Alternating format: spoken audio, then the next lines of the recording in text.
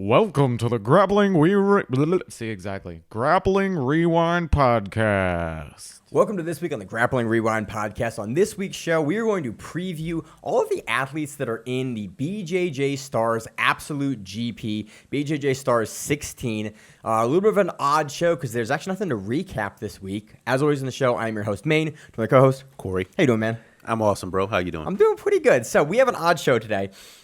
Weirdly enough, we're recording this on Thursday, July 10th. So basically 2 weeks prior to BJJ Stars takes place on the 26th.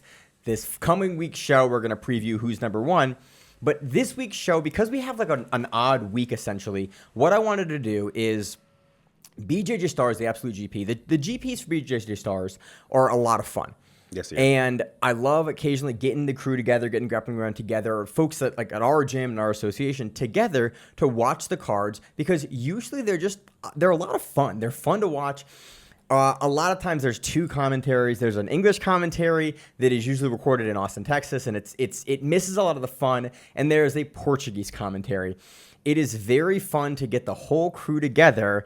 Listen to the Portuguese commentary. By the way, no one on the team speaks Portuguese. Miranda is learning Portuguese, but no one speaks Portuguese. And we all just sit and we watch the wildness of a BJJ Stars event because BJJ Stars not only has an event, but if you watch the Portuguese commentary, they don't cut away between the matches when they do like songs and dancing and crazy entrances and face-offs. Crazy intros, yeah. It's a lot of like showmanship and fun. And so what I want to do this week is basically go, hey, I'm going to make an effort. We're going to make an effort to do some more marketing for the show. If you guys listen to the show, happy to have you here.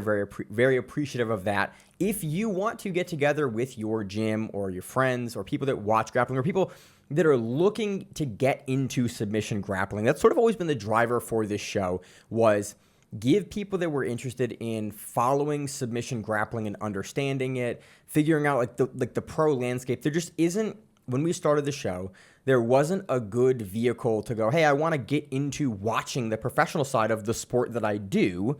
What do I do? And so the Grappling Rewind was born out of that want to go, hey, on a week-to-week basis, you can just listen to us, and we will fill you in on why these matches are exciting, why this is an interesting event, why you should watch this event, why this event was, give you that context so that you don't need to go independently and figure out, okay, why do I care about this guy in this tournament? So what this week's show is, and this kind of off recording week for the show is, I looked at the BJJ Stars 16 lineup and I went, this is a weirdly interesting lineup. There's some potentially interesting storylines in here. There's a lot of people from different eras of the sport in submission grappling, a lot of people that have kind of crossover or that have had matches before, that have never had matches before. And so I wanted to take today as a primer to go, hey, BJJ Stars 16 could be a lot of fun.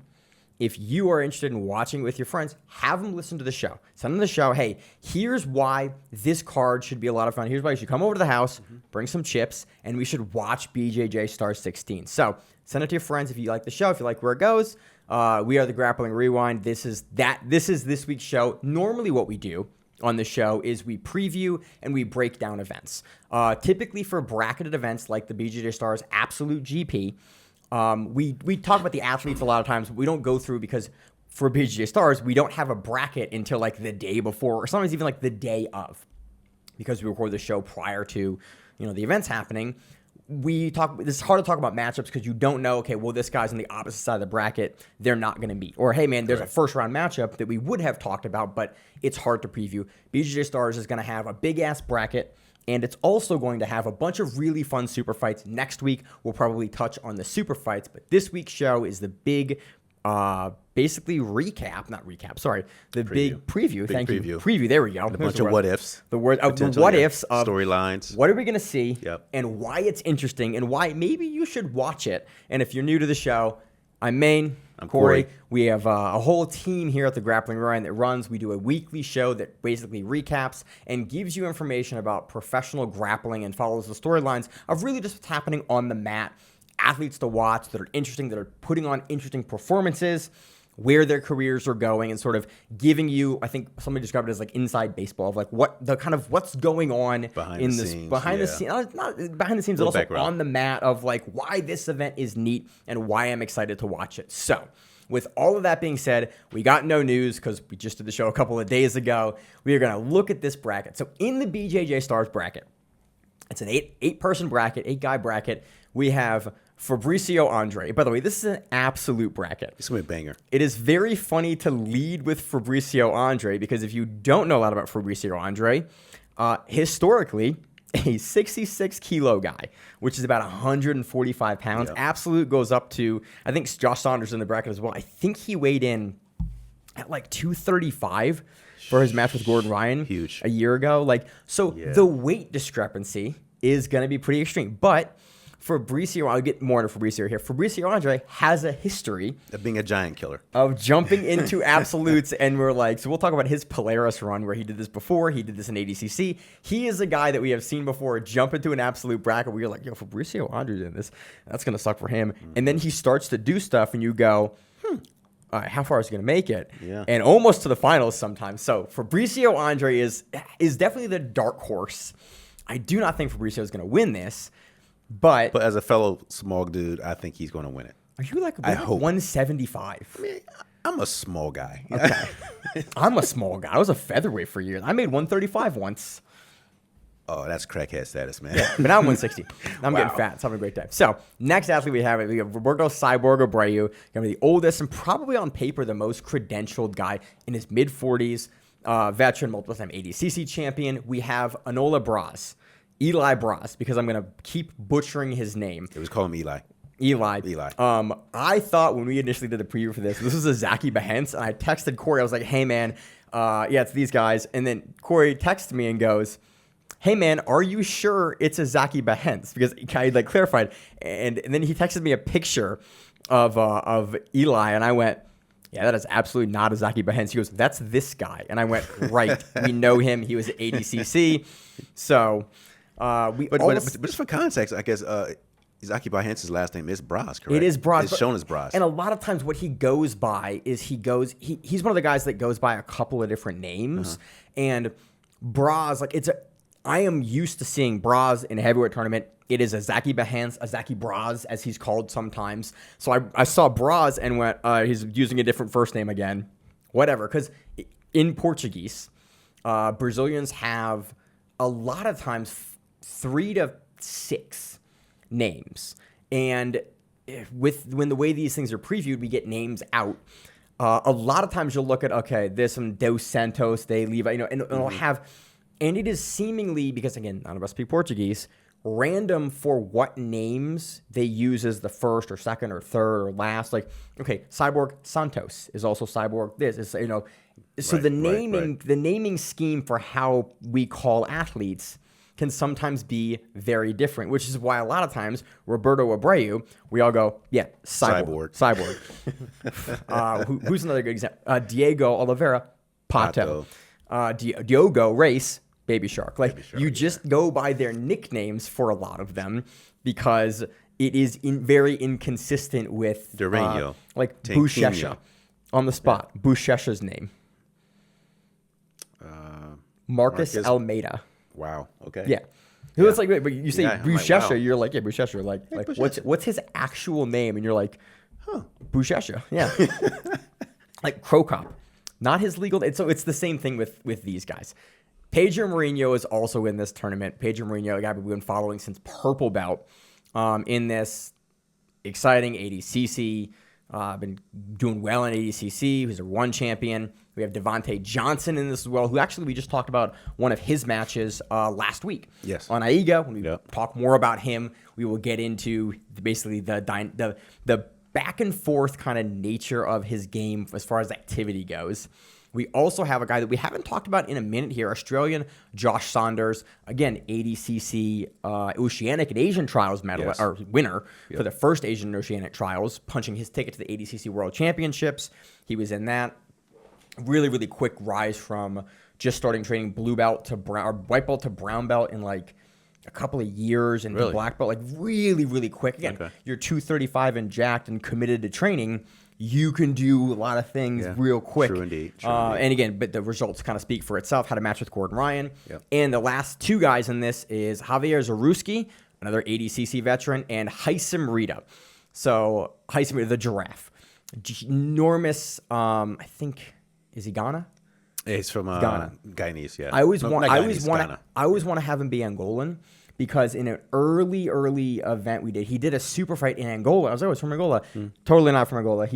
But spent a ton of time in Japanese. We started following him as a early brown belt when he was going over doing quintet. So, super fun guy, really good finisher, can have up and down performances.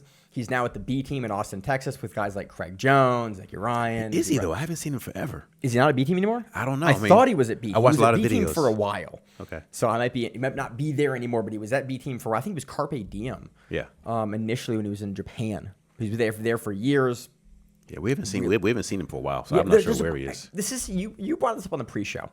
There's a couple of guys that we haven't seen here in a minute, which I thought was kind of funny, like Cyborg. I'm trying to think the last time we saw Cyborg. It was a ADXC8, I think, is when he beat Heisem. Was that the most recent time we've talked about Cyborg? I think that's it might have been. Well, maybe that or when he beat Dante Leon in a local grappling tournament. Oh yeah, they did what did they do together? They had some event.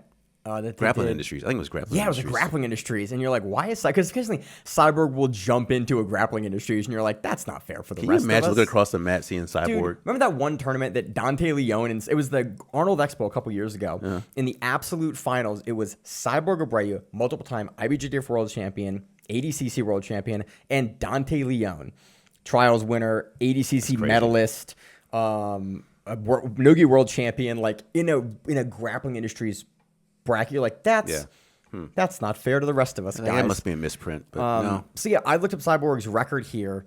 Nothing in 2025. ADXC 3, ADXC 8 was Heisem Reed. I think that was the last match that we saw him in. So potentially going to see a rematch. So those are the guys in the tournament. Let's start off with Fabricio Andre. His nickname is Hokage. That's my dude. He's going to win it. He's going to win it, man. Dude, he's going to win it. Speak it into fruition. I would love Fabricio Andre to beat the odds here and be able to take it. It is a tough ask. Now, with Fabricio Andre, there's a couple of things. He is the giant. He's not technically the giant killer. He's Esver Martinez. But Hokage, Fabricio Andre, 24 years old, black belt. He was under Mickey Galvao, which is Mickey Galvao and Baby Shark, like one of the top, like that group of guys, some of the best smaller guys. Mika's bigger now, but in the sport, hands down. Fabricio Andre has good judo. He's got very serviceable wrestling. He's got a good submission game. He's fast, and he is willing. And really strong. Yes, super strong for the weight. He's jacked, man. For the weight. There's a picture of him. So the CGI, the Craig Jones Invitational, is coming up in August. I have my tickets now. We got the whole team. A bunch of the team is going there. Very jealous. You were like, I have a family. I'm not going to go. Yeah, I'm poor. You were like, oh, my family. I've got a family to take care of. I was like, Rachel, we're going, and then we're going. Don't have kids. Yeah, soon. So Fabricio Andre was announced as the wild card pick for the at the Giles trials, which is the Australian team. Notably that Saunders is actually not on. Interestingly enough, Declan Moody's on that team. Fabricio Andre was the non-Australian that they picked to bring on the team. And the standout that they picked for him is his ADCC walkout picture. Yeah. Or like when he took his first match. And he looks like he's about to walk on stage like a physique model. He's like muscles on muscles on muscles, like segmented abs and cap shoulders. Like, oh, this dude is in rare form. So, I mean, you saw how he looked with in Aiga versus Dante Leon, right? Yeah, that was this last weekend. It was this past weekend. I looked at the guy, I'm like, wow, that guy is like, he's probably pretty short, smaller guy, but he's just proportionally, he's dense. He's diesel, bro. He's diesel. Absolutely diesel. And add that speed to him, I'm telling you, man, he's going to win this event. That's the speed thing. So, although he is, I think we talked on the pre-show, he's probably 60 pounds smaller than most of the guys in this bracket. Yeah. Because again, Heisem's above 200 pounds. Saunders, 235. Cyborg, 220 to 240, depending on how he walks. Zaruski's a big guy. Pedro Mourinho, I think, was 218 for his match with Gordon Ryan. Like, all of these guys are big. If Fabricio Andre is above 170, I would be surprised.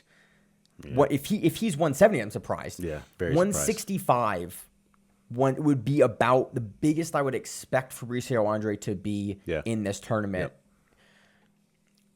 you have a huge weight, but what he does have is he's very quick and he has the gas tank to run. Yes. Now, Fabricio Andre has jumped into these big guy tournaments before, Polaris. Yep.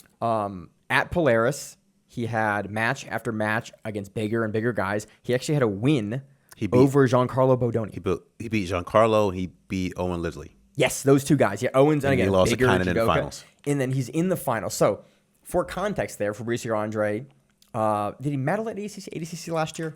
I'm blanking on all of our records here. Fabricio Andre, ADCC. No, doesn't medal at ADCC this last 2024 year. But he goes against, at Polaris GP, in his bracket, Owen Livesey, who was also a trials in ADCC trials winner, beats him. Then goes against Giancarlo Bodoni. You're like, okay, your under 66 kilo guy, Fabricio Andre, is taking on your two-time 88 champion. I think, was that before ADCC? Or was that after ADCC? I think it was after ADCC. Might have been before. Regardless, Giancarlo is the two-time under 88 kilogram champion at ADCC, a feat that no one has ever done, by the way. People have won it, I think, twice, but never twice in a row. That's crazy. Giancarlo is the only dude to ever do that. And then we're like, okay, Fabricio Andre, you had a great one versus Owen. It's gonna be curtains. And then he beats Giancarlo, like, not commandingly, but it was like, yep, you won that. I can see how you won that. That was impressive. And then he goes against Kynan Duarte, the one-time plus 99 champion and one-time under 99 champion, 2 different years, 2 years apart for ADCC. And then we're like, bro, if he beats Kynan Duarte, I remember being at the old house, I think, in a kitchen, standing, looking at looking at the screen, because you can see the TV in the kitchen there, and yelling at my screen. And I was like, what are you yelling? Like, Fabricio Andre, he might do it.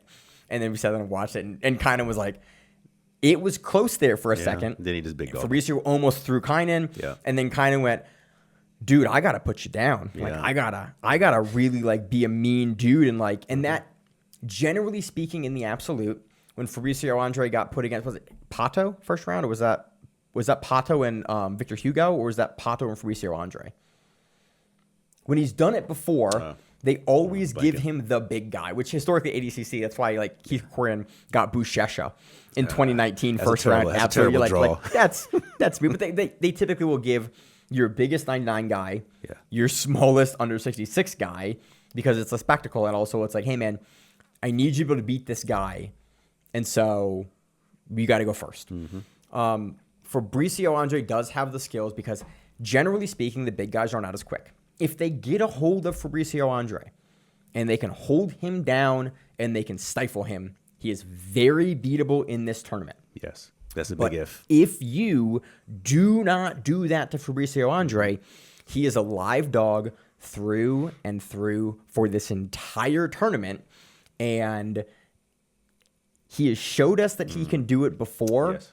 I am very curious if he can do it again. I mean, his gas tank is crazy. I mean, you saw all 3 rounds at Aiga. He went toe-to-toe with Dante Leon, who also has a gas tank, and it was 3 solid rounds of nonstop moving. Yeah, and again, the smaller guy versus Dante, too. And, like, Dante was your absolute bronze medalist. He looked big right next to Dante, and Dante is a swole guy, Dante's the fact that Dante can make 155 pounds is a stunt, but Dante has to cut hard to get that. I mean, Dante Leon can like single arm press 100-pound dumbbells. That's crazy. And you're like, dude, you're a 155er. What? What are the rest of you? Dante is a diesel strong. So saying white as one. So saying all that, I think Fabricio has a decent chance because he has a speed, he has a gas tank, and proportionally he has that strength. You know how it is. You don't move the guy. You can move yourself, but he can probably move some of those guys too. Yeah. He's probably one of those guys that they're counting out. But I think they know in the back of their minds, be careful of this guy. And like you said, they really got to put him down early. That's the thing. It's like you have, especially in an early round. Positional control, you got to put your weight on him a little bit. But my gut is he's gonna surprise at least one person. I really hope he wins the whole thing. It would be huge for him to win the whole thing. But I think it's like it is stacked against him. But weirdly, actually, if there's anyone at his size that could do, because he's usually a 70er, he'll cut the 66. he might be able to do it. So who do you think they might put him against? That's a big question. This is the big question. This is why I hate doing bracket. Why I hate doing like pre-shows for these events is because Heiser Rita, the biggest guy. Right? The funny, it's like biggest guy is like Saunders and Rita. Like Rita is, I think 6'5" or something. Like I have a picture of me next to Heisem Rita. That's crazy. And he's pointing the podcast shirt because we were one of the first organizations that actually covered him, and I moved out and we talked to him, and he was like, "Oh, it's you," and I'm like, "It's me," and I'm looking like up. Same with Lovato. Lovato's weirdly tall. Fabricio Andre versus him would be funny. Fabricio Andre versus Josh Saunders would be another huge size disparity. Mm-hmm. With BJJ Stars, I'm always surprised about how they bracket. Like, it is never quite the bracketing. I'm like, I can always like understand how they bracket it, but I'm always like, I wouldn't have done it that way. And it's one of the few events that consistently I'm like, I wouldn't have bracketed it that way. Not for like better or for worse. It's usually, phenomenal bracketing. Sure. I have no idea. I don't want to see him go against Pedro Mourinho first. Yeah. That's like the one that I'm like, everything else is kind of interesting. Pedro Mourinho, I feel like, will just really try to stifle him on the outside in a way that I'm not super interested in watching. I want to see a big guy like try to big guy him when Fabricio Andre is fresh and him play the little guy Looney Tunes game and get away. I feel like it's really fun to watch because he knows he has to come into the tournament to do that. Yeah. We get to see him have an opportunity versus a big guy that's going to try to like impose to see if they can impose on him, and that's the matchup I want to see. I weirdly enough, a lot of these matches are winnable for him. I'm actually looking at the lineup, like more of these matches than I would have expected based on just the speed and the activity that Fabricio has. Well, we've seen that speed kills, like Heisem Rita Cyborg's match when Heisem pulled off that armbar. He surprised Cyborg with his speed. You know what I mean? So speed is always something, right? So yeah. So I don't know who you're gonna put him in. So let's talk about Cyborg. You mentioned him. Cyborg is the only guy in this tournament that has matches with other guys in the tournament. And that's over 30. Over 40, man. No, see, he's the only guy over 30, right? Is he really the only guy over 30? I don't know if there's anyone else that's... 28, 32. Zaruski's 32. Zaruski. Heisem's 30. Devontae is 31 now. Fuck, man. I remember interviewing Devontae back in, like, 2018. I interviewed him. He's still a brown belt. And he was like, oh, this young guy. And I was like, oh, that was, like, 6-7 years ago. Like, he was in his early 20s, and now he's above 30. Wow. Pedro Marino's 28. Braz is 29. Fabricio Andre is 24. So Cyborg is 20 years older. That's sick. Than Fabricio Andre. So we've counted Cyborg. So we had a trend on the show for years. We talked about Cyborg of counting him out because he was too old. He was too old. It was like at like 39 we started doing this because he was going against guys that were like 25, 26, 30. You know, they were in their athletic prime, and he was like 40, 41. And then Cyborg just kept winning. So for context here, Cyborg, 44 years old, ADCC absolute title champion in 2013. So 12 years ago, okay. Nogi world champion 2021, 2010, and weight in absolute, 2011, 2012, 2017, 2019, 2021. And then he gets banned he wins again, then he gets banned because he doesn't pass a drug test because they started doing that, and we all got a little sad about that. Multiple-time Pan champion, 2008 and 2022. He's been around for Europeans. Been around a minute. Let's see what else. What other years did he win? He won the Kasai title in 2020. I interviewed him actually at that event. That was a fun event. Where's his world title? He has IBJJF world titles as well. I think in the gi in like 2000, in like early mid 2000s. He's really, really decorated. Been doing this for a long, long, long time. ADCC long champion time. and the multiple time medalist at ADCC 2013. Like he was the champion in 2013. Wow. And he's still in this tournament and still talking about like he could do it again. He could do it again. I picked against Cyborg for so many years because he was too old, Well, there you go. And then he just wasn't. If you pick against him, he's going to win. There you go. You just put it out there. But like, which would be awesome. In 2024, this last year, less than 11 months ago, Cyborg took silver in the absolute at ADCC. Now, given it was a different year with some of the athletes out with CGI, but still, at 43 years old, my man took silver in the most prestigious absolute tournament that happens every 2 years. Not bad. Cyborg's in this, man. As much as I don't want to have him in this because he's too old, he is just and always has been that guy, man. When he shows up, he can do it. He understands the rules. He knows how to play it. There is not a bigger veteran in this sport. He's a grizzled vet, man. Yeah. He's been there, done that. Both gi and no gi. And for a long time. For a long time. He has been grappling longer than probably a lot of these guys have been alive. In fact, man, he's been a black belt for, I think, over 20 years now. He was born in 1980. I guess you're right. Yeah, he's been... He was a young black belt. He was a 20, maybe 19 or 20 or something like that. Early 20s black belt. Wow. I forget how many degrees he has on him, but... Jeez. Cyborg, he's slowed down. But what's come with the slowdown is he's also recognized that he's slowed down. Cyborg's gamesmanship. He knows when the chips are down, how to win.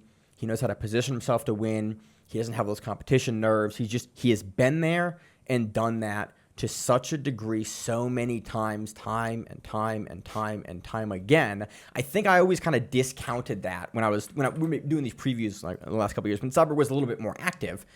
My big question here, and it's the always question, we haven't seen him in almost a year since ADXC.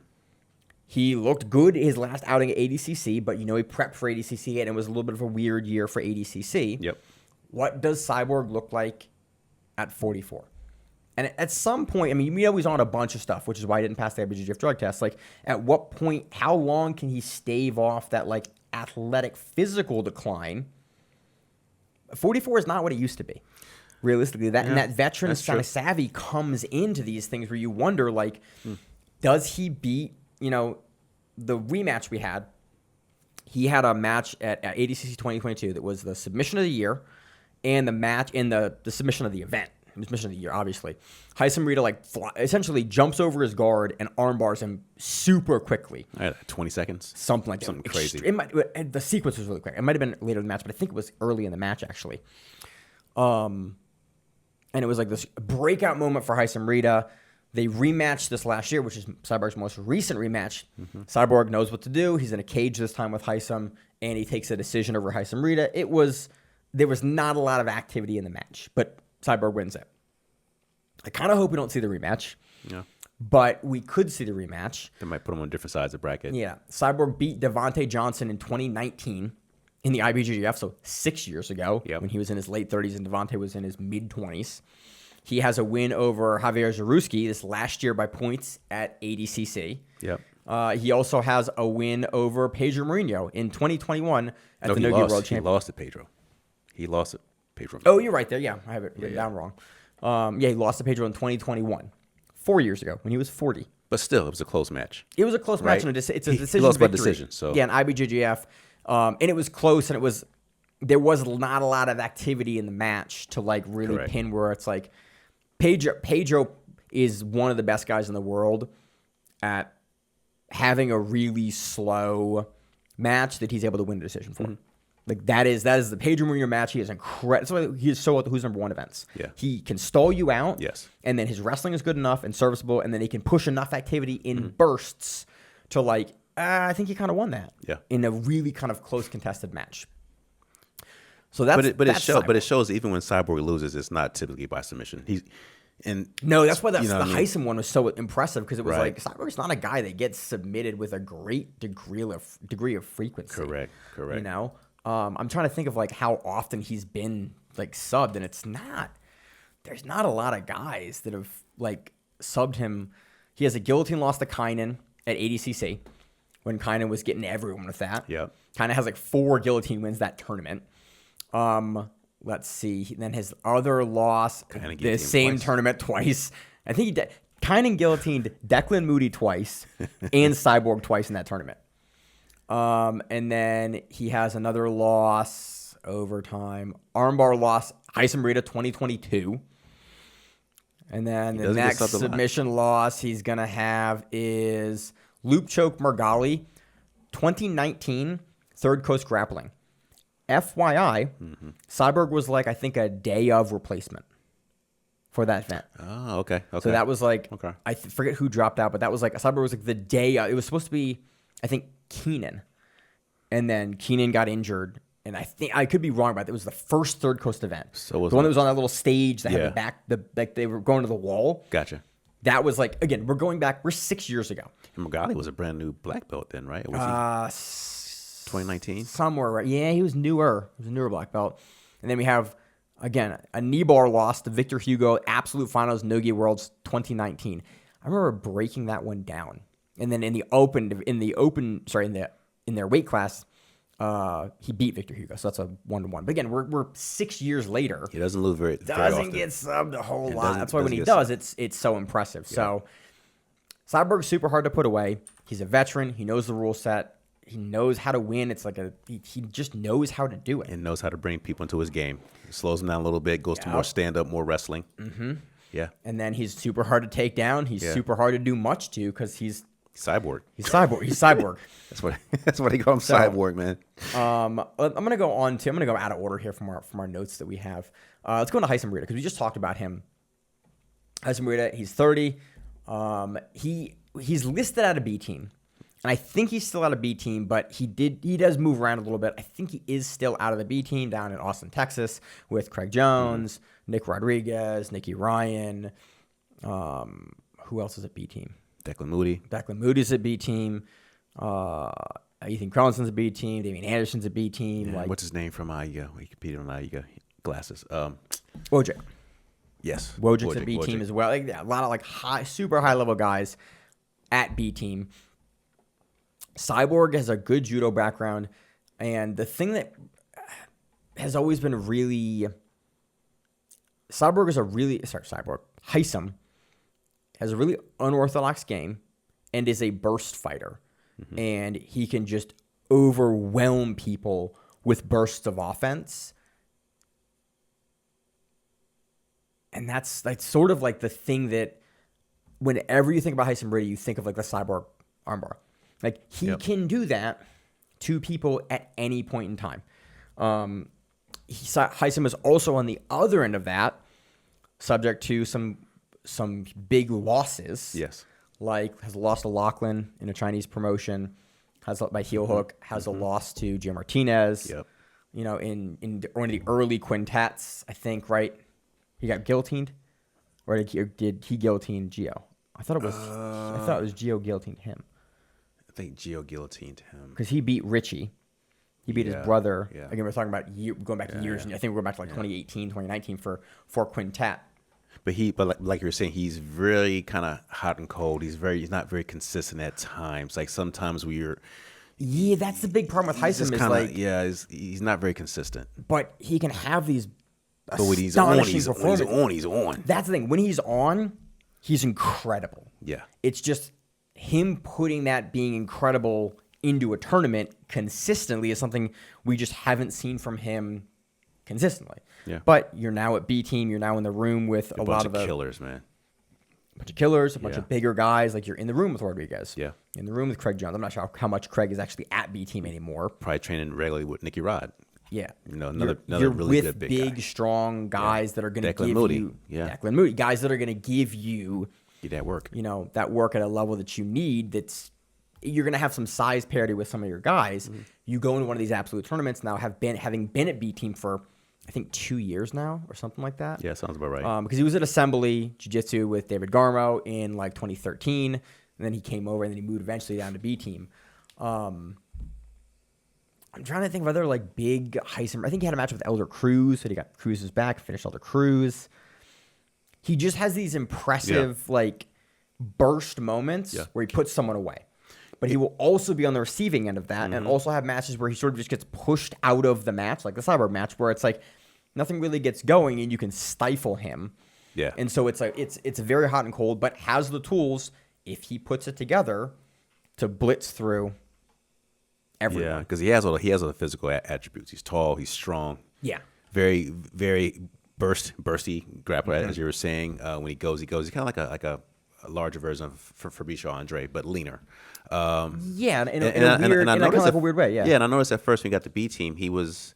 I think they were working on his leg game, leg lock defense. He had some issues with some of his leg lock defense, Yeah. but again, that's what, like, he was getting better. So it's like it's going to be interesting to see him because he doesn't compete a lot. At least he hasn't competed a lot recently. So it's going to be interesting to see what he looks like now. He's always been sort of like, we'll see him, we won't see him. We'll see him, we won't see him. Yeah. Like, it's interesting. So it's cool to have him in this tournament again. Like, Which could be something like a secret weapon because, like we said, we don't see Cyborg often, but when you do, you see him, and it's like, oh. yeah. That's a lot of these guys. I mean, Cyborg, Josh Saunders, Heisem are guys that we just we don't see a whole lot. And so, again, Cyborg probably not changing his game very much. Nah. Saunders probably still rapidly, hasn't been training for that long. And I'm interested to see him go because I haven't seen very many matches at all of Saunders. Of Saunders. So let's talk about Saunders now. Sorry. So, no, it's good. We've kind of gone through through what I want to talk about for Heisem Rito. Like, he's inconsistent, but man, when he is consistent, he's a force that can put away almost anyone. Very Literally, much so. you put away Cyborg, you're on a short list of guys in Nogi that have ever put away Cyborg. And I'm sure, and this could be a rubber match, man. I'm telling you, I think if they were smart, You think they bracket them on opposite sides or the same side? I would say they probably You get them want on to see the rubber match again? They might put them on the same side because they probably want to. They're 1-1. They might want to see who's going to win the best of three. That actually is a really good point because they are 1-1 with Cyborg taking the ADCC 8 match and then Heisem taking the ADCC match. They might actually do that. I didn't think about it because if they both gone one way, it wouldn't really make sense. It's that's a given match. But if they now have the two, and Cyborg probably is still a little hot about that armbar. I mean, even though he's beaten Heisem more recently. He was hot about it when they had the ADXC match. It was respectful, but you can tell that he's not again, man. We're not. He probably wants to sub Heisem, I'm sure. Yeah. But that's just my opinion. All right, also Josh Saunders. Let's talk about Josh Saunders. Yeah. 28-year-old black belt from Australia. He was a rugby team guy or a rugby league guy. He's out of West Sydney Martial Arts. We know Saunders because Saunders' big thing is that he had an incredibly kind of what's the word I'm looking for? Not meteoric. Is that that's not meteor? He had a quick rise, right? Very quick. Very quick rise. Yeah. Through the belts, and then competes at ADCC trials. Mm-hmm. And he did something that was pretty baller.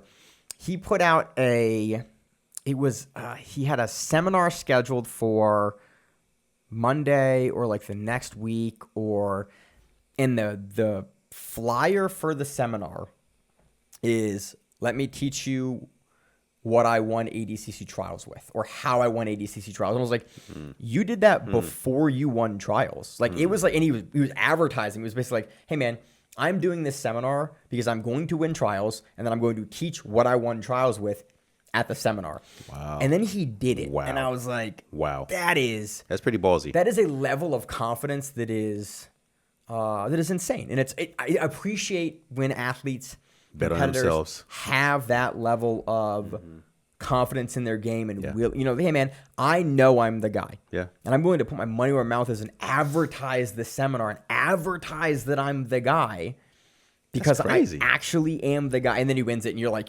dude, that is, because if you lose that, but he didn't, and he looked good, and he looked pretty consistent, and he had a couple, I think 2 tough matches that he was able to then take out and win. So he wins the ADCC trials for the first Asian and Oceanic trials in 2020. That would have been the 2020. I think they did those close. They might have been the same year. I forget what year 2024, those. 2023. November 2023. Okay. So that was for the 2024 ADCC, so a year prior. He wins that. And then the same year that Declan won under 99 and Isaac won under 88. Kenta won that one as well. But it then went to ADCC. Then it went to CJI. Mm-hmm. So the big thing for Saunders is he is a big dude that knows how to use his weight.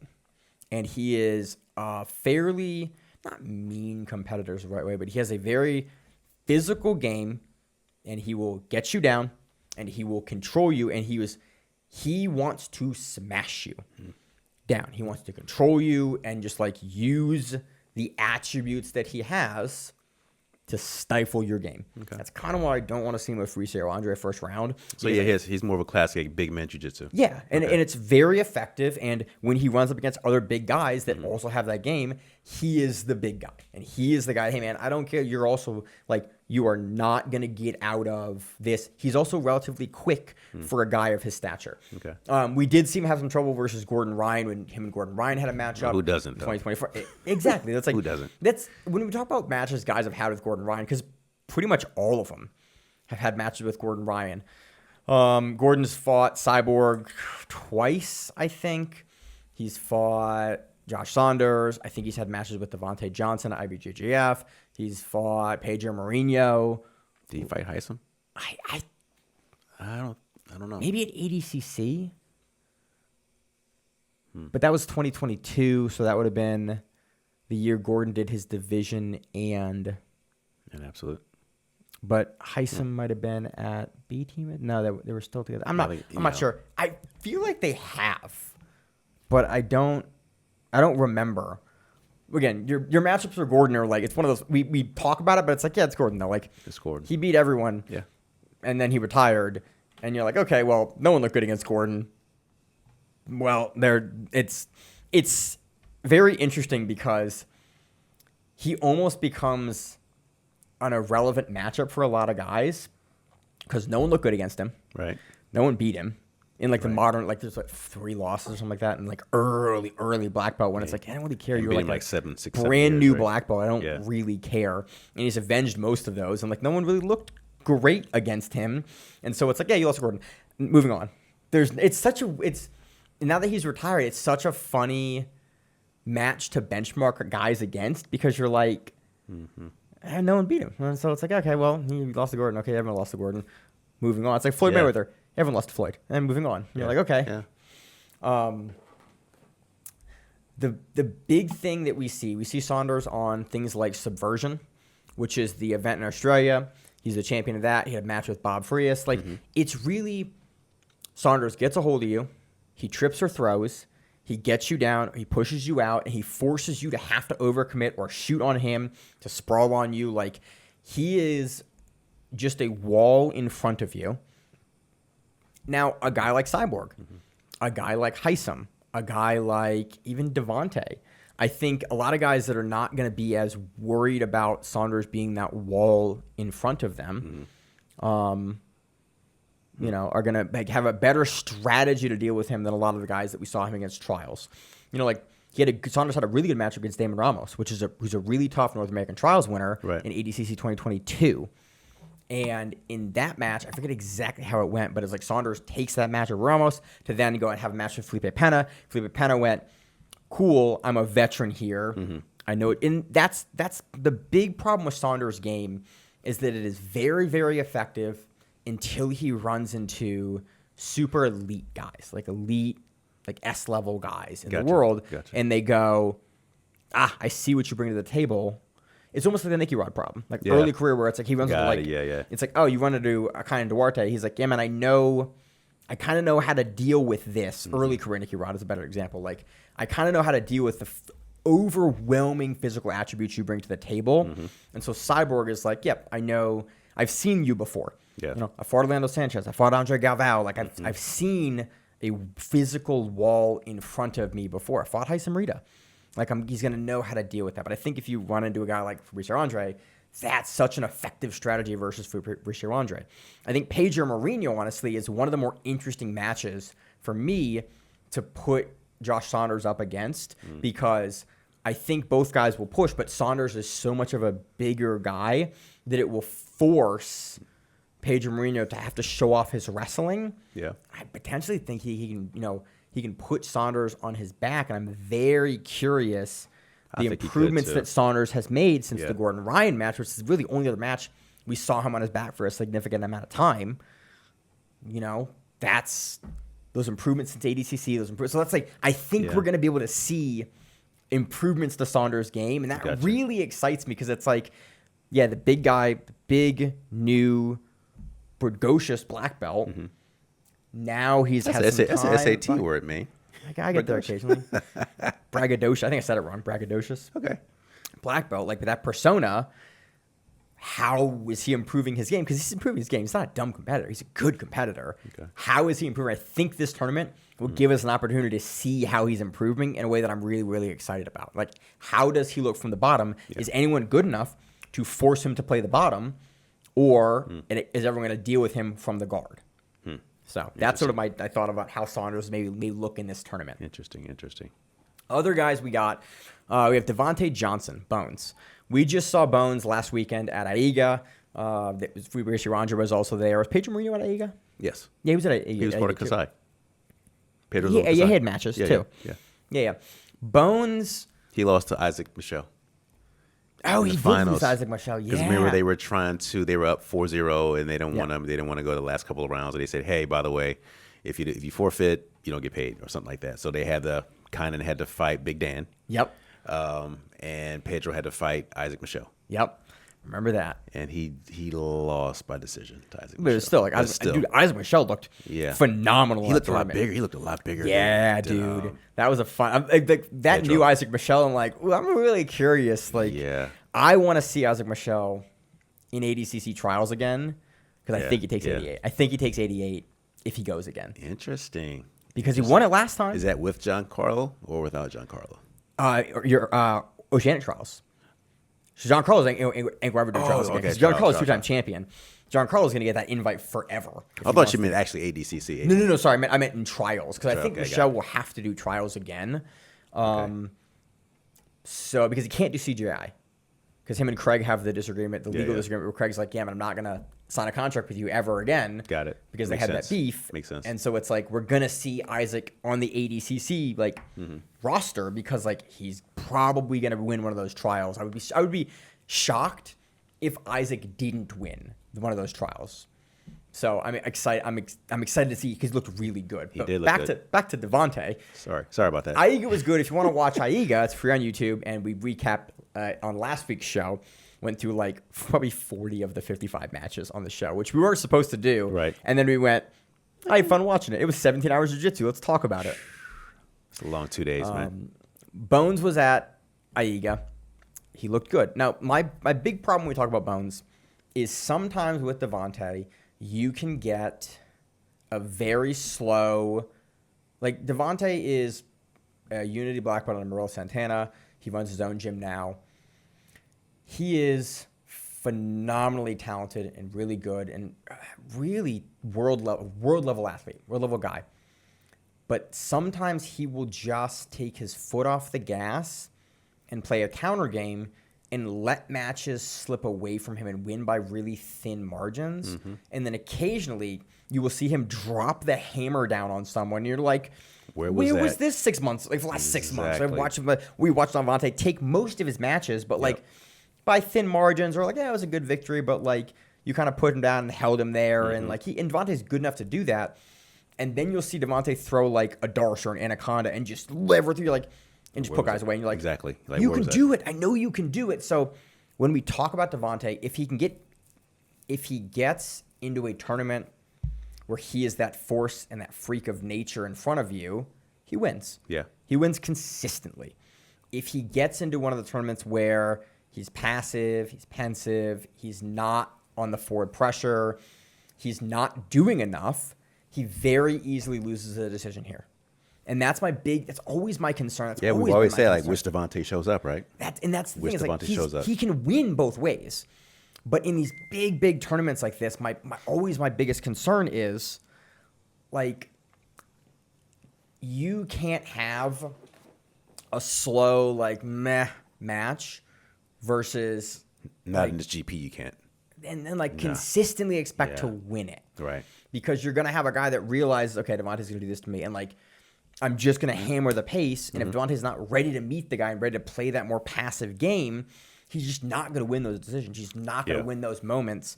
For instance, if he goes up against Cyborg, which he has gone up against him once before, if he plays that slow game with Cyborg, he's going to lose. Because that's Cyborg's game. Cyborg will slow you down. He'll just slowly grind you to the ground. And then late in the match, Cyborg will start to come on. And Devontae also has a tendency to come on later in matches too. But that is like the new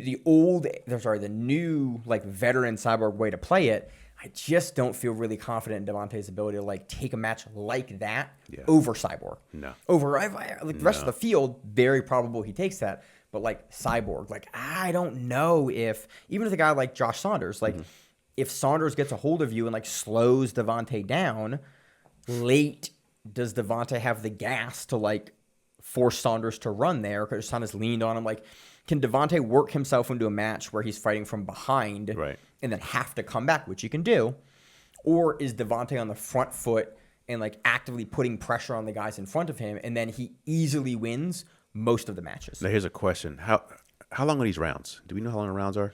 Because that might play a factor. I looked it up. This. I think they're 7 minutes. I don't know why I think 7 minutes. I had looked at the BJJ Heroes. Not BJJ Heroes. I think they're definitely less than 10 because I'm trying to think back to that Mika Galval Grand Prix a couple months ago, and they were like. Did they use ADCC rules now?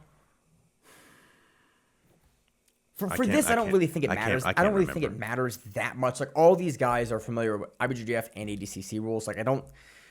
For this specifically, enough of them are good enough wrestlers. Cyborg, like he can play guard too, but they all have attributes that if it's IBJJF, if it's a points tournament. If it's IBJJF or ADCC, funny enough, I don't really think it changes any of the strategies for any of these guys, like tactics and outcomes. See, I think it may though for Devontae Johnson because if he comes out slower. You're right. If he comes out slower in a shorter match, he won't be able to. He won't be able to win. So he's gonna have to come out with the pedal to the floor and be able to push through all this. I think so. And if they're doing points, I mean that might help him a little bit because I can see him getting a quick takedown and kind of trying to milk it out a little bit. But then again, I can't remember if they had these stalling rules. I just can't remember how long the rounds are. I think they're definitely less than 10. I just don't remember if they're 6, 7, or 8. But that might play into it. I found it earlier now, but I'm trying to look at the Portuguese event breakdown. Oh yeah, that's not going to help me. I won't be able to read it. I swear I found it earlier. It was like, hey, it's this thing. Here's the information. And I was like, awesome. Is it on their Instagram maybe? Right. Let's. I'm not logged in. Just please let me open up this on Instagram. Hey, Corey, no pressure. Stall for time while I look for the rules here. So, or we go back talking about Devante. But I think kind of similarly to Heisman Reed, I think Devante has a habit of being a little bit inconsistent. Kind of when he's on, he's on. When he's off, he's kind of like, ooh, he still might be able to win some squeakers, but it's kind of up in the air. So okay, 7 minutes, yeah. Okay. I'm sorry, I'm reading. This could be.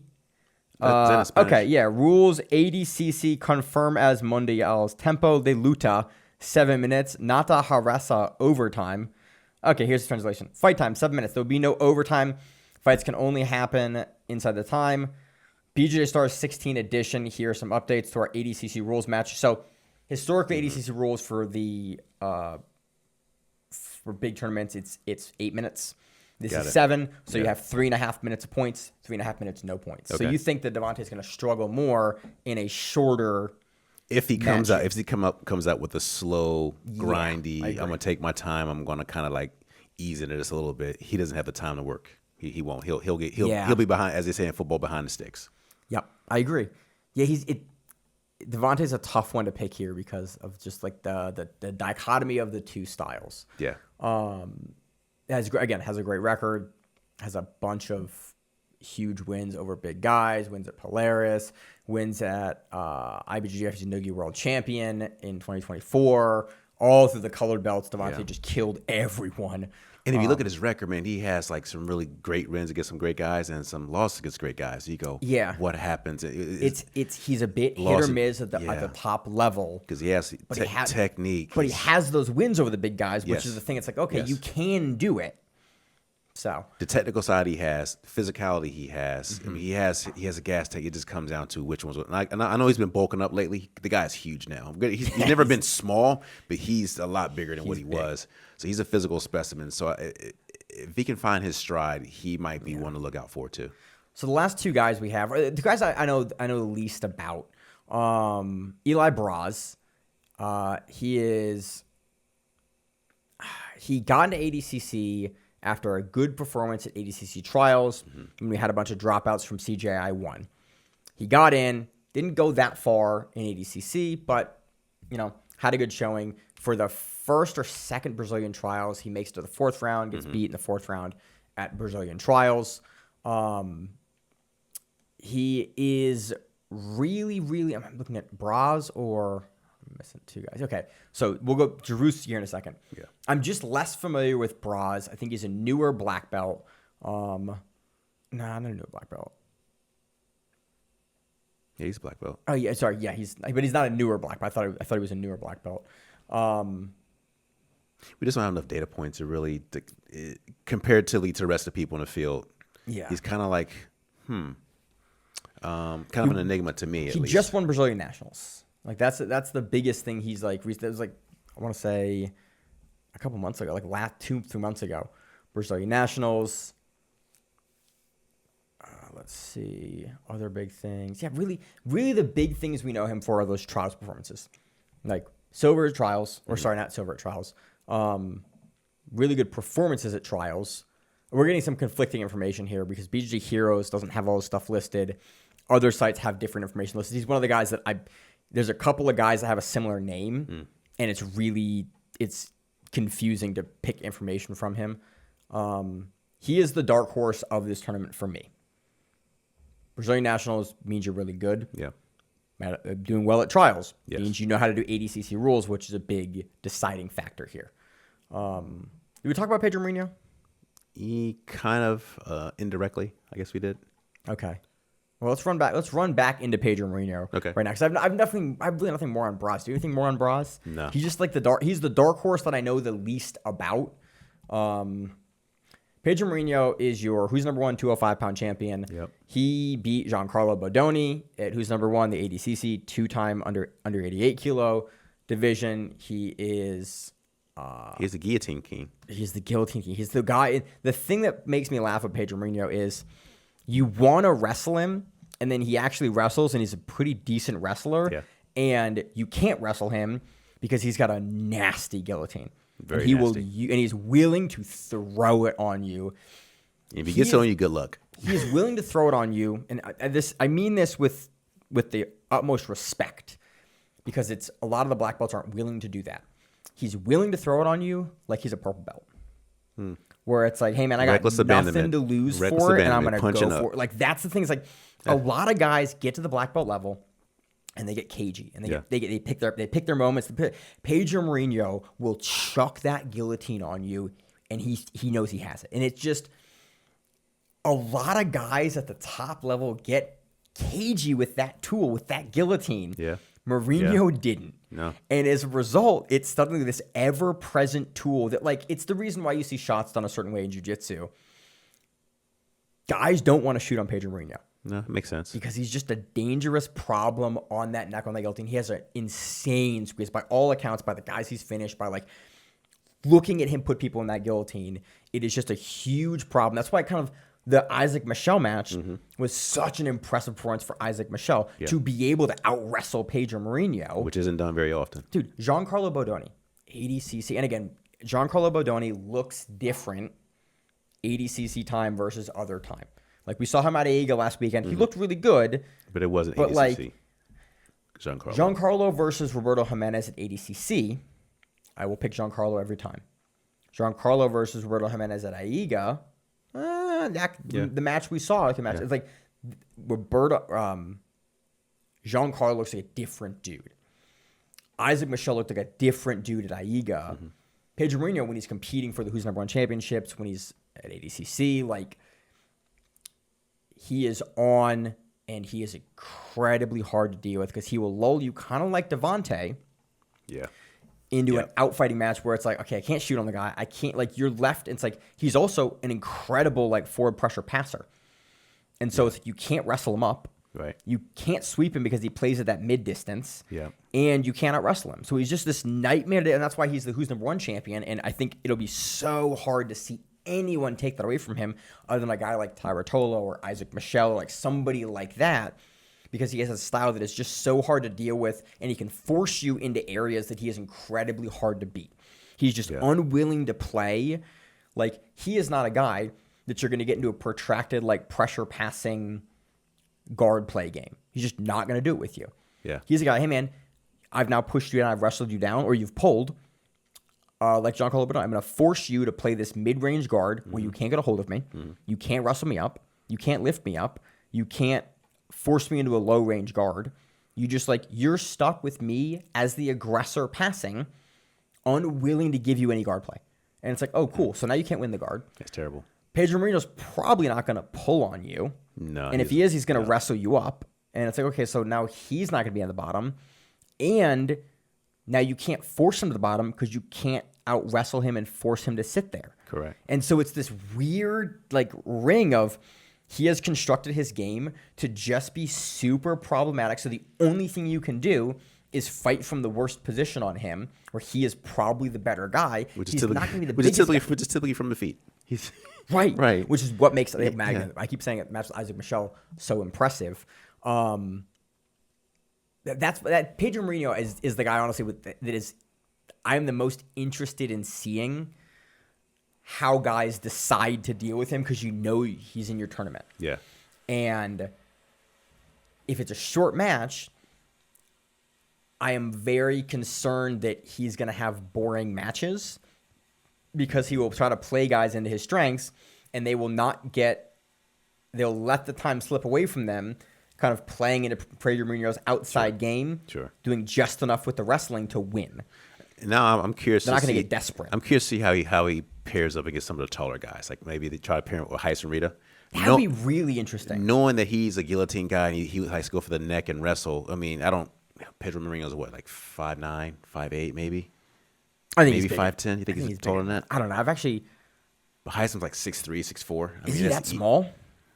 Yeah, 6'4", maybe, yeah. So you figure Heisem's enormous. So there's like at least 4 to 5 inches of height difference between, say, Heisen and him. Yeah. Maybe more than that. The so next it'd would be less interesting. available, Yeah, I that's think, gonna be nowadays, especially with how interesting. Heisem has that high judo stance. Yeah, so that's a matchup I'm really excited. That's would be gonna be excited to interesting. see. So hopefully they'll and maybe even a Josh Saunders, even though I'm not really that keen on Saunders' game, but he's a taller guy. Yeah. Be interesting to see that. That'd be a matchup, really so. interesting match, because I think Saunders would be willing to pressure Mourinho and trip and in a way that I think Mourinho would. I would be curious how Mourinho would deal with the size of Saunders in front of him, if he'd be able and willing to wrestle Saunders down. Because I think that's the best strategy. That's the best strategy to try to beat Saunders. Yeah. Would be that if you can, and I think Pedro Mourinho might be able to, but if he can't, then you have Josh Saunders on top of you, Yeah, and that's that could be a probably a different kind of nightmare. game. Yeah. So that's an interesting, could be a fun matchup for Pedro Mourinho. There's Heisem's a fun match. Josh Saunders is a fun match. Cyborg is a rematch. Yeah. And it wasn't the most exciting match, so I'm not super amped about that one again. But those three guys, I think would be real fun to see again. So let's move into last guy on the list, unless you got anything else on Pedro. Nope, that's it. Javier Jaruski. Uruguayan black belt. It's under Andre Galvao. He gets into ADCC as a late replacement as well. Dude does a lot of ADCC opens. Double go at ADCC Mexico, which was a big tournament. Yeah.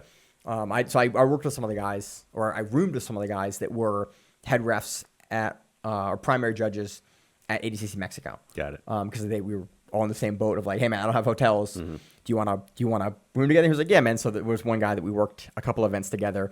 We would always be like, yep, they're flying him in from either Mexico or from Arizona, flying us in from Baltimore, Nice. and we would meet up in whatever location we were working at and go, let's get a hotel together. Yep. And so Right. I worked with those guys, and they talked about how big that event was. So he wins gold, both of them. He did face Victor Hugo, who's number 124. Victor Hugo, again. It's Victor Hugo. Victor Hugo, man, the only dude that can consistently beat Nick Rodriguez. Yeah.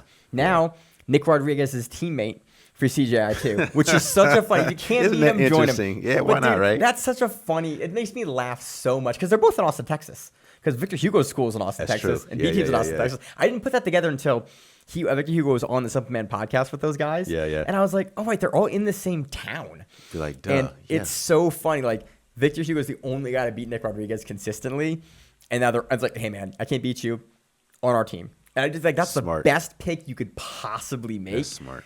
But so Zarewski faced Victor Hugo, who's number 124. It loses by rear naked choke because it's Victor Hugo. Victor Hugo can beat Nick Rodriguez by rear naked choke. He can beat pretty much anyone in the world. He has a win, again, a sub win over Cyborg we talked about. Yeah. Like, Victor Hugo is literally that guy. Yes, he is. But Zarewski has very frequent ADCC rules experience. And so this is one of the things that Mo Jassam, the organizer for ADCC 2019, That could pay some 2022, dividends. 2024, Yeah. he wanted to run more opens in the U.S. and North America and South America because he's like, guys don't have enough experience in the rule set. We are probably not getting the highest quality of athlete we could get because guys aren't familiar with the rule set. Makes sense. They're getting one shot a year Yeah. and at trials to try to go and figure it out and do it. I want to run opens. I want people to have familiarity in the rule set, be able to have these open events and do them, and then come into trials with 20, 30, 40 matches under the ADCC rule set. Totally different complexion. And do well. And then, hey, Oh, next year, you don't win trials, come back, Yep. do another season of ADCC Opens. Zarewski is a guy that is doing a lot of ADCC Opens. And again, you're not going to beat the experience of a guy like Cyborg that's like been the ADCC champion before. Heisem's been 2 ADCCs. Fabricio Andre's been, Yep. I think, 2 or 3 ADCCs. I think 2 ADCCs. Saunders been there. Like, they've done trials, but Zarewski is doing a lot of these Opens. He may have a larger degree of comfort just with the frequency that he is doing these Opens. And I think that's really an X factor in looking at Javier Zarewski. And maybe is he, I don't know a lot about him. Is he really well known? I don't know. That might be a good thing for him as well. Yeah, guys don't know his game as Yeah. well. You can't really plan specifically against what he's going to do, what he's going to bring to your matchup. So that's another thing is like, I don't think he has anything that is absolutely crazy. Like, he's not Craig Jones in 2017. Yeah. Where you're like, who is this Australian dude that I don't know what he does? Right. And so he's doing all this weird stuff to me. But again, that familiar with the rule set. He's under Otto. He's under Andre Galvao. Like, he's a good black belt. You don't get an invite to ADCC if you're not very, very good. True indeed. As an example. And you probably don't get a black belt from Andre Galvao unless you're really good. Yeah, probably the same for that as well. So, yeah, I think Zarewski is my big dark horse here. I don't know if he will win, but I think he will definitely throw a wrench into somebody's day for sure. So, again, huge submission rate. A guy that goes for the sub a ton, like a 91% submission rate in a lot of his matches. Like, really, really crazy. So, these are all the guys. This is why it'll be fun. Corey, give me like 3 matches that you want to see. I don't care about first round, second round. I don't care where it is. And then give me your pick for who do you think takes the whole thing. I want to see Heisem versus Cyborg. You really want to see that match? I want to see that, man. I'm telling you, they're both itching to get that second win. I mean, you know, it just is what it is. A rubber match. It was submission of the year for 2022. Yeah, I mean, there was not a louder moment in the arena at ADC's 22. Right. Like, that was the loudest moment of that entire weekend was that match. It was like we were all just screaming in the arena when it happened. So it's like I kind of remember how awesome that moment was and go, I could see it again. Mm-hmm. Let's see another. I wouldn't mind seeing Devontae Johnson versus Saunders. I don't know why. That matchup is really intriguing to me. I don't know a lot about Saunders. I feel like it'll make someone do something. Yeah. Like, it's going to make somebody overextend in a way that'll be like, oh, that happened. I think it's going to, that'd be a fun one. Because I think Devontae needs somebody to push him. And based off what your description of who Josh Saunders is, that might be interesting. Another big guy who may have to come out pretty fast. And aggressive. Like, Saunders is aggressive. Yeah. And so I think that may push Devontae to do some, like, to like, okay, I gotta go and gotta do it. I think whenever you see Devontae really do well, he's pushed. Something pushes him to make a move. Mm-hmm. See a third one. You know, I wouldn't mind seeing Pedro Mourinho and Fabricio. I know Pedro's probably one of the other smaller guys in the tournament. Yeah. She's 220 almost. Yeah, I mean, so they're all big to Fabricio, but that just intrigues me because they both create a lot of motion. Pedro's Yeah. not a slow guy. He can move when he wants to. Fabricio, he's like grease lightning. I know I was talking about earlier about Fabricio and the total opposite, like a really, really big guy. But it's like, you know what? Him and Saunders. Yeah, him and Saunders could be fun. Him and Heisam, but I wouldn't mind seeing him one of the smaller I don't want to guys. see him and Cyborg first round. If it happens, I want it to be at least second round or finals. Yeah, I've my suspicions are if he faces Cyborg's going to smother him. He's just going to slow him down and grind him to the ground. That's because Cyborg And I don't knows. He's wanna like, see hey that. man, He knows. I know what you Yeah. bring to the table. Yes. Not today. And I think he's like Cyborg wins because he brings people into his game. I think another don't wanna interesting see one that could be Fabricio and Jatruski. Okay. That would be. I think that's another interesting, like another dark horse, like your smaller guy versus your guy that is like less well known, still Mm-hmm. up on the level, but less well known. I think that could be a fun matchup. And then, who do you think takes the whole thing? We both want Fabricio to Yeah. take it. Who do Yeah. you think actually takes it? I think Cyborg does. I kind of think Cyborg. I- does. I- I kind of think Cyborg does too. I At really do. 44 years old, I'm looking at the lineup. I'm like, man, Cyborg has a consistent pathway to victory. For just like He we've really seen him, does, he's man. been there. He knows ADCC rules. He is the most decorated ADCC competitor in this lineup. Yeah, he's in a pretty tough room. Just got absolute. Matter of fact, isn't Fabricio at Fight Sports? Isn't he at Fight Sports now? He might be a fight sport now. Actually, since he left Milky. He's got a pretty tough room down there. I mean, both of them do. So I don't know, man. My gut is like whenever you see Cyborg, you got to go, shit. There's a Damn. good chance he could take it, man. It wouldn't surprise me to see Pedro Mourinho take this either. Okay. Because he just has such a stifling game to a lot of guys. But it wouldn't surprise me if someone like Zarowski or Eli took Just a this thing. huge upset tournament. Yeah, because there aren't a lot of data points on those two. Yeah, it's like, hey man, this is your like. I talk about BJ. I love BJJ Stars for a lot of reasons, but the Gutenberg Parada win over Mergali Wow. was that like match. It was like, yo, he beat him, and it was like he beat him kind of convincingly. It was like, and it was Gutenberg's big moment. Like BJJ Stars will frequently have these big like, oh, you figured it out, like matchups where that happens. And that's why it makes me excited for a tournament like this with these guys to go, somebody is going to spoil the bracket. Yes, I think you're going to someone see a will. bracket, you're like, someone that's not supposed to beat someone It's going to beat someone. is going to be like Josh Saunders and Cyborg. Like, Yeah. Saunders might take that. Yeah. Like, Heisam versus, like, Josh Saunders. Like, somebody's going to play spoiler in a way where you're like, we didn't expect you to win that. Devontae. Yeah. Like, could take out Cyborg. And Yeah. you're like, oh, that was unexpected. Or, like, Mourinho takes out Devontae. You're like, or vice versa. There's so many ways where, like, I think this goes this way. Yep. And then the bracket, you watch the event on the night with your buddies, and you go, hey, I was wrong about that. Hey, and then Zach looks at you at the couch and you're like, hey man, he arm and guillotined him. What do you want from me? Dollar bets. Dollar bets. If you watch Jiu-Jitsu with your friends, dollar bets are such a fun way to watch any tournament whatsoever. You can do heads up matches. You can do, hey, in the tournament, no one hits an armbar. Hey, in the tournament, the majority of the subs are rear naked chokes. Like you can do dollar bet, and you can get action, and you can make events that might not be super exciting, Very exciting. and events that are already exciting. Yep. Great, because for $1, I suddenly really care about the outcome. It's like $1 Yeah. he doesn't finish the knee bar. Yeah, It's exactly. like he's gonna finish that. You're like $1, and then like you suddenly immediately are invested in that outcome. And it is a real fun way to watch jiu-jitsu. But I think this lineup is, no matter what the matchups are, it's going to be fun. It's going to be. If we get half these guys at the tournament, I'll still be pretty happy about it. I mean, for 18 Gs, the winner, I mean, come on. That's like, Pretty good payout. it's a pretty small bracket for 18,000. 18,000?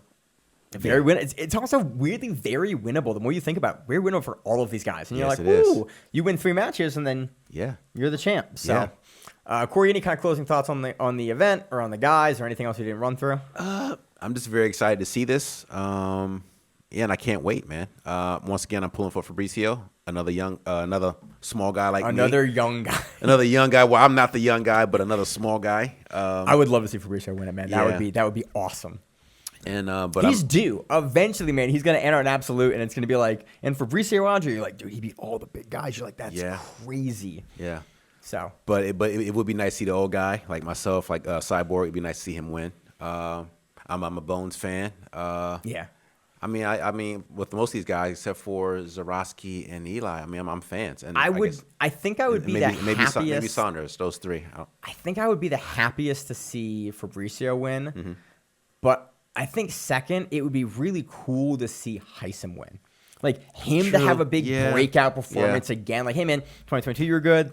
Last year it was a little quieter. Yeah. And then you win BJJ Stars and it's like, oh, you're back. And like that would be cool because then we'd see he would probably get booked for more matchups. And it wouldn't upset me to see Devontae win it either because he's due for something big, right? Yeah, really is. Yeah. It's like one of these guys is gonna get it. So I'm excited for it. Watch it. It'll be a lot of fun. Corey, any closing thoughts? No, sir. All right. Well, I got nothing else. So as always on the show, I'm your host, Maine, my co-host, Corey. and we are the Grappling Reruns, and that what it is. Stay safe. If you like the show, please consider sharing it on Facebook with the folks at your gym. It's the best way that we grow the show, and we really appreciate it. You can reach out to us on email. We also have Instagram. We have Facebook. We have Twitter. We have Google+. Until that shuts down. We have a website. If you have an event you would like to have us cover, please let us know. If you have a name, like most people do, and you'd like to have us stop butchering it, Let us know. reach out to us. The show is also available on YouTube, Spotify, in addition to iTunes and every other podcast service. We very much appreciate your time, and thank you.